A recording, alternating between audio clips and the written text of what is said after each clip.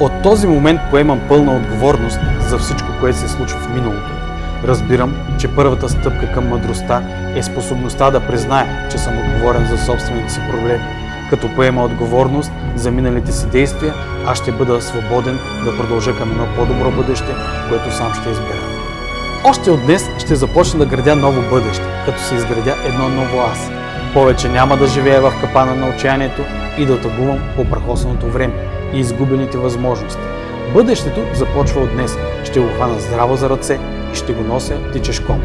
Когато съм изправен пред избора да стоя безучастно или да направя нещо, винаги ще избирам да действам. Ще ползвам момента, ще правя избора си веднага. Някога един мъдрец е казал: всяко дълго пътуване започва с първата крачка. Знам, че е истина и правя първата крачка днес. Твърде дълго краката ми престъпваха колебливо и се движиха по-скоро назад, колкото напред, тъй като се бях оставил да ми носи вятърът. Критиката, осъждането и оплакването са деца на вятъра. Те идват и завладяват изтощения дъх на нисшите същества, но вече нямат власт над мен. От днес аз ще определям посоката. Курсът ми е предначертан, сърцето ми е изпълнено с решителност. От днес нататъка аз ще бъда щастлив човек, защото вече знам къде се корени щастието. И други преди мен са успявали да го открият, как се стига до него. Сега знам, че щастието не е емоционален фантом, който ту се появява, то изчезва от живота. Щастието е избор. Той е крайният резултат от моите мисли и действия, които допринасят за извършването на определена химична реакция в мозъка. Тази реакция предизвиква щастие и аз знам как да го постигна. Ще посрещам всеки ден с усмивка, дори тя да стои на лицето ми съвсем за кратко. В тялото ми ще се разлее радостно вълнение. С нетърпение очаквам възможностите, които денят ще ми предостави. Твърде дълго прошката стоеше заключена в сърцето ми, в очакване да оповестя наличието й при появата на някой, който я заслужава. Уви, смятах повечето хора за недостойни да получат моята прошка. И тъй като никой не ми молеше за нея, аз я пазех за себе си. Сега скатаната прошка покълна в сърцето ми и като развалено зърно даде горчив плод. Време е да сложа край на това. В този момент живота ми поема към нова надежда и увереност.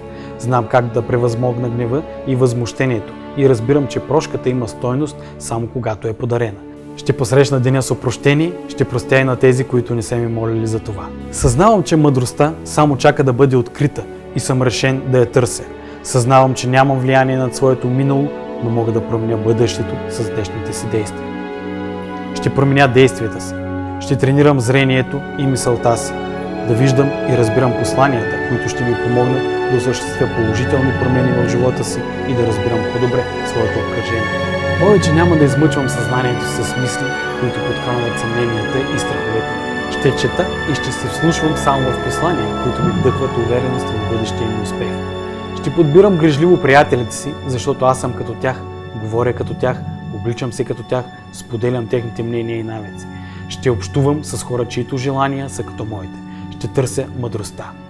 Ще преследвам целта си до край.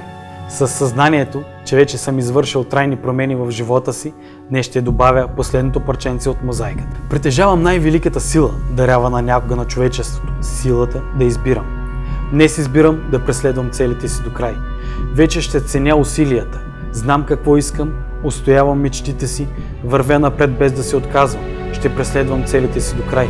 Ще продължавам въпреки изтощението. Повечето хора се отказват, когато ги завладее умората. Аз съм различен от повечето хора. Аз съм по-силен от тях. Обикновените хора приемат умората като част от естествения ход на нещата. Обикновените хора се сравняват с другите, затова и са обикновени. А аз се сравнявам с собствения си потенциал. Умората е предвестник на победата.